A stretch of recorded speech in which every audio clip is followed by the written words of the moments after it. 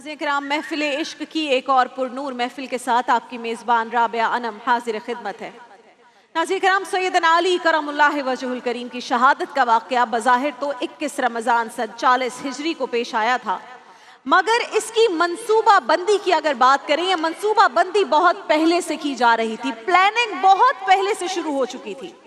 हम अक्सर आजकल न्यूज़ में एक लफ्ज़ सुनते हैं, फितनाए खवारिज। ये फितनाए खवारिज जिसकी जड़ें बहुत गहरी हैं और तारीख बहुत कदीम है।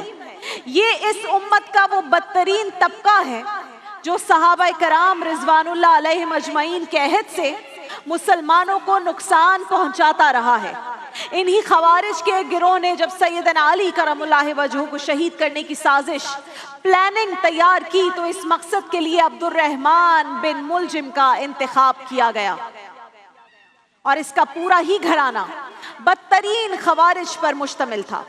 अब्दुर्रहमान बिन मुलजिम के एक भाई का नाम खालिद बिन मुलजिम था और कहा जाता है कि वो सैयदना उस्मान गनी के कातिलान में शरीक था। यानी एक भाई ने रसूल अल्लाह के एक दामाद और खलीफा राशिद की शहादत में हिस्सा लिया था, तो अब दूसरा भाई एक और खलीफा राशिद और एक और दामाद रसूल को कत्ल करने के मंसूबे बना रहा था। तो ये अब्दुर्रहमान बिन मुलजिम अपने इस नापाक मंसूबे को अमली जामा पहनाने के लिए एक माह कबल यानी शाबान सन 40 हिजरी में शहर कूफा में दाखिल हुआ।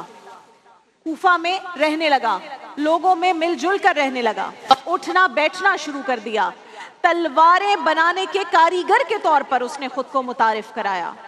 सैयदना अली उल मुर्तज़ा जामे मस्जिद कूफा में नमाज पढ़ाने आते तो ये वहीं आस पास मौजूद होता था।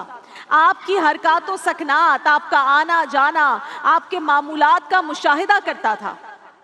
आज के ज़माने में आज़ीज़ किराम, ये पेशावर कातिल जिस तरह अपने हदफ को निशाना बनाने के लिए रैकी करते हैं ना, रैकी का लफ्ज़ इस्तेमाल होता है, ये रैकी की जा रही थी। वही सब इब्ने मुलजिम कर रहा था। एक रोज़ मौला अली दर्स दे रहे थे तो ये भी करीब आकर बैठ गया। इसकी मशकूक हरकतें, इसकी उजलत पसंदी, बेसरोपा सवालात, बार बार आपके हाथों पर बैत की ख्वाहिश, इसकी बदहवासी, ये सब देखकर मौला अली अपनी फरासत से समझ तो गए कि इस शख्स के इरादे ठीक नहीं हैं। ये कुछ और कहता है, इसकी नजरें कुछ और कहती हैं। मौला अली नाज़रीन कराम कोई आम शख्स तो है नहीं। आपने पूरी जिंदगी, अपनी पूरी जिंदगी जिस बहादुरी के साथ गुजारी, जिहाद में गुजारी, रसूल अल्लाह की तवील रफाकत आपको नसीब हुई, इल्म हिकमत आपकी शख्सियत का अहम तरीन जुज है, तो आपकी छठी है सिक्स सेंस ने आपको खबरदार कर दिया, अलर्ट कर दिया मौला अली को। आप भांप गए। आपने घर में अपने फर्जंद इमाम हसन और कुछ और करीबी असहाब के सामने इस खदशे का इजहार कर दिया कि मुझे एक बंदे पर शक है कि वो मेरे कत्ल का इरादा रखता है। मौला अली का ये कहना था। आपकी बात सुनकर आपके साहिबजादे सैयदना हसन, दीगर असहाब, उन्होंने तलवारें निकाल ली। अर्ज किया कि या अमीरुल मोमिनीन, आप बताइए, हुक्म कीजिए, कौन है वो बदबख्त, हम उसका काम अभी तमाम कर देते हैं। सामने कौन है? मौला अली हैं। इस मौके पर बड़े तारीखी कलिमात अदा किए। आपने कहा, क्या तुम ऐसे आदमी को कत्ल करोगे जिसने अभी मुझे कत्ल किया ही नहीं? अल्लाहु अकबर। हालांकि आप क्या हैं? खलीफा वक्त हैं, अमीरुल मोमिनीन हैं, हाकिम की हैसियत से महज शक की बुनियाद पर भी ये हुक्म दे सकते थे कि उसे कैद खाने में डाल दो या शहर बदर कर दो, मगर कुर्बान जाइए शाने शेरे खुदा पर कि जान खतरे में है, मगर फिर भी अदल का इतना ख्याल है कि फरमा रहे हैं, तुम ऐसे आदमी को कत्ल करोगे जिसने अभी मुझे कत्ल किया ही नहीं। अल्लाहु अकबर, अल्लाहु और अहले बैते मोहम्मद, और अहले बैते मोहम्मद, बाद रिसालत नूरे हिदायत, दी की रगों में इनका लहू है, इनकी सदा बस हक शान है। सल्ले अला नबी ना,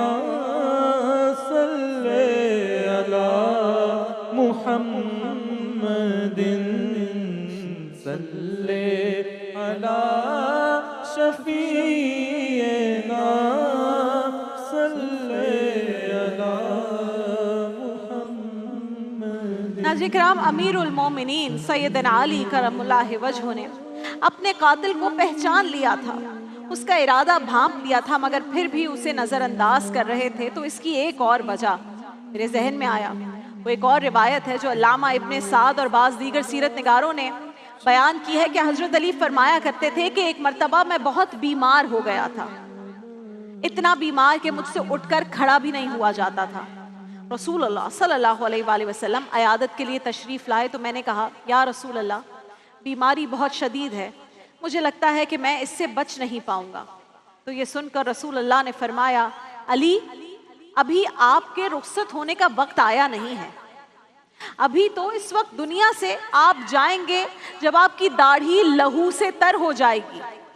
علی بن ابی طالب دنیا سے کنارہ کشی اختیار کرنے والی اس ہستی کا نام ہے جو راتوں کو اللہ سے فریاد کرتے تھے کہ اے پروردگار، یہ دنیا مجھے دھوکہ دیتی ہے، میں اس فانی دنیا کو 3 طلاقیں دے کر خود سے جدا کر چکا ہوں۔ اور بسا اوقات آپ اس طرح کے کلمات ادا کرتے ہوئے اپنی داڑھی کی طرف اشارہ کر کے فرماتے تھے جو رسول اللہ نے آپ سے کہا تھا، آپ کہتے تھے یہ ضرور رنگی جانے والی ہے، میرے قاتل کو آخر کون سی چیز ایسا کرنے سے ابھی تک روک رہی ہے؟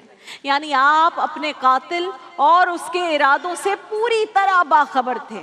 ادھر ابن ملجم اب اپنے پلان کو، اپنے منصوبے کو عملی جامہ پہنانے کے لیے پوری طرح تیار ہو چکا تھا، یہاں تک کہ 18 رمضان سن 40 ہجری کا دن آ گیا۔ سیدنا علی نے حسب معمول روزہ افطار کیا۔ رمضان کی 19ویں شب ہے، آپ سونے کے لیے اپنے بستر پر دراز ہوئے تو آج آپ کو نیند نہیں آ رہی تھی۔ پوری رات روایتوں میں ہے کہ کروٹیں بدل کر گزاری۔ آپ کا معمول تھا کہ فجر سے پہلے ہی آپ گھر سے جامع مسجد کوفہ روانہ ہو جایا کرتے تھے اور امام حسن بھی آپ کے ہمراہ ہوا کرتے تھے۔ اس روز بھی آپ نے حسب معمول اپنے فرزند امام حسن کو بیدار کیا اور ان کے ساتھ مسجد کوفہ روانہ ہو گئے۔ 19 رمضان 40 ہجری کا وہ منظر ذرا ذہن میں لائیے۔ آپ امیر المومنین ہیں، وقت کے سب سے طاقتور انسان ہیں، سربراہ مملکت ہیں، لیکن نماز فجر کی ادائیگی کے لیے خلیفہ سب سے پہلے گھر سے نکلتا ہے، گلیوں میں صدا دیتا ہے الصلاۃ خیر من النوم، نماز نیند سے بہتر ہے، لوگوں اٹھ جاؤ، نماز کا وقت ہو گیا ہے۔ نہ عہدے کا گھمنڈ ہے، نہ طاقت پر ناز ہے، خلیفہ خود لوگوں کو نماز کے لیے بیدار کر رہا ہے۔ اللہ اکبر۔ مولا علی کوفہ کی جامع مسجد پہنچے، اذان فجر دی اور نماز فجر کی پہلی رکعت میں سجدے سے جیسے ہی سر اٹھانا چاہتے تھے تو وہاں پہلے ہی سے موجود ابن ملجم کی زہر میں بجھی ہوئی تلوار آپ کے سر پر گری اور سر مبارک شگافتہ ہو گیا، آپ کی داڑھی مبارک خون سے تر ہو گئی اور آپ نے بے ساختہ فرمایا رب کعبہ کی قسم میں کامیاب ہو گیا، رب کعبہ کی قسم میں کامیاب ہو گیا۔ اللہ اکبر۔ شاہ مردان شیر یزدان قوت پروردگار لا فتح الا علی لا سیف اللہ ذوالفقار، میری کشتی پار لگا دینا، میری کشتی پار لگا دینا، اے مولا علی اے شیر خدا، میری کشتی پار لگا دینا، یا علی یا علی یا علی یا علی یا علی یا علی یا علی یا علی۔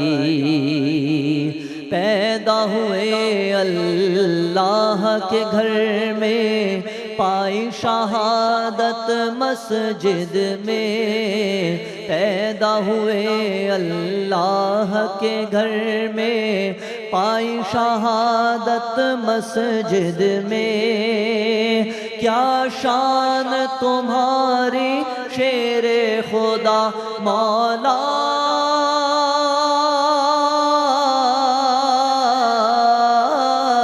کیا شان تمہاری شیر خدا، میری کشتی پار لگا دے نا امیر المومنین پر میری کشتی ناظرین کرام، امیر المومنین پر قاتلانہ حملے کے بعد بدبخت ابن ملجم نے تیزی سے مسجد کے بیرونی دروازے کی طرف نکل کر بھاگنا چاہا، مگر صفوں میں گنجائش ہی نہ تھی۔ صفوں میں گنجائش نہ ہونے کی وجہ سے وہ وہاں سے نکل نہ سکا۔ مولا علی چونکہ اس حالت میں نماز پڑھانے کی قوت نہیں رکھتے تھے، اس لیے آپ نے اشارے سے اپنے فرزند امام حسن کو نماز باجماعت جاری رکھنے کو کہا، اور اس شدید تکلیف میں بھی خود آپ نے بیٹھ کر نماز ادا کی۔ نماز ختم ہوئی، نمازیوں نے ابن ملجم کو پکڑ لیا اور خون میں تر امیر المومنین کا سر مبارک امام حسن نے روتے ہوئے اپنی گود میں رکھ لیا۔ مسجد میں رونے کی صدائیں بلند ہو گئیں، اور تھوڑی ہی دیر میں یہ خبر جب مولا علی کے گھر تک پہنچی کہ مولا علی پر قاتلانہ حملہ ہوا ہے، تو یہ خبر سنتے ہی آپ کی چہیتی صاحبزادی، آپ کی لاڈلی بی بی زینب دوڑتی ہوئی آتی ہیں، صدا لگاتی ہیں، ہائے امیر المومنین، آپ کو سہارا دیتی ہیں۔ تو بدبخت ابن ملجم اس پر بھی کہتا ہے کہ میں نے امیر المومنین کو نہیں بلکہ علی کو مارا ہے، یہ کسی صورت بچ نہیں پائیں گے، کیونکہ میں نے 1 ماہ تک تلوار کو زہر میں ڈبو کر رکھا تھا۔ ابن ملجم نے جو حملہ کیا تھا وہ پوری پلاننگ اور منصوبہ بندی کے ساتھ کیا تھا کہ امیر المومنین کے بچنے کی کوئی صورت باقی نہ رہے۔ اگرچہ ابھی مولا علی زخمی تھے، مگر قاتل مطمئن تھا کہ اس نے اپنا کام کر دیا ہے، اور پھر 2 دن بعد مولا علی کی شہادت ہو گئی۔ اِنَّ لِلَّهِ وَإِنَّ إِلَيْهِ راجعون۔ حضرات کرام ذرا سوچئے کہ ایسا ظلم ڈھانے والے اور وقت کے خلیفہ کو لہو لہان کرنے والے کے ساتھ کیا سلوک کرنا بنتا ہے، لیکن قربان جائیے داماد رسول فخر بطول پر کہ حالت نزا میں ہیں، لوگ مشتعل ہیں، غصے میں ہیں، افسردہ ہیں کہ فوراً ابن ملجم کو واصل جہنم کر دیں، مگر آپ امام حسن اور امام حسین کو حکم کرتے ہیں، پاس بلاتے ہیں، بٹھاتے ہیں، کہتے ہیں اس پر کوئی تشدد نہ کرنا، یہ ہمارا مہمان ہے، اسے بستر دو، اسے کھانا دو۔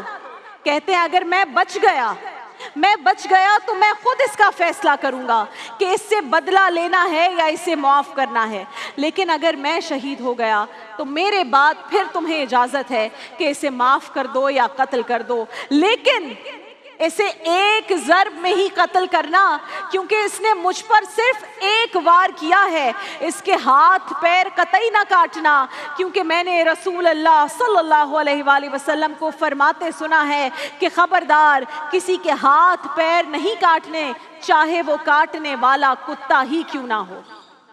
حالت مرگ میں بھی آپ کو ظالم کا احساس تھا، ظلم کرنے والے کا احساس تھا، دشمن کا احساس تھا، عدل کی پرواہ تھی۔